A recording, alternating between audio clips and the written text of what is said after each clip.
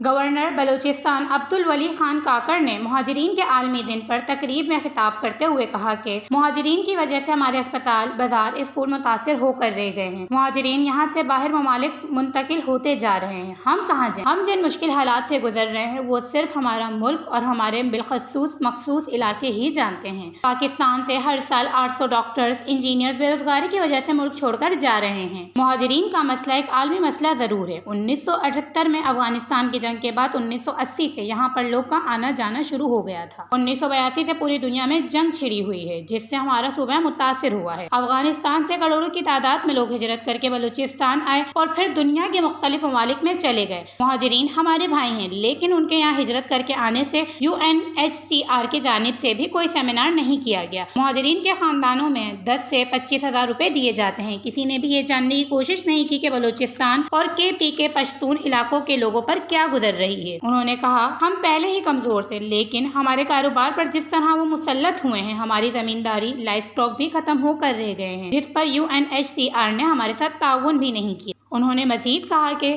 کوئٹہ کی آبادی 40 لاکھ سے زیادہ ہے۔ حالیہ مردم شماری میں 25 لاکھ دکھائی گئی ہے۔ کوئٹہ کی سڑکیں، بجلی، گیس، صفائی، اسکولوں کی کیا حالت ہے؟ شہر میں آباد لوگوں میں گیس کی فراہمی نہیں کی جا رہی ہے۔ بلوچستان کے لوگوں نے بھی زحمت نہیں کی کہ اپنے درد کسی کو سنا سکیں۔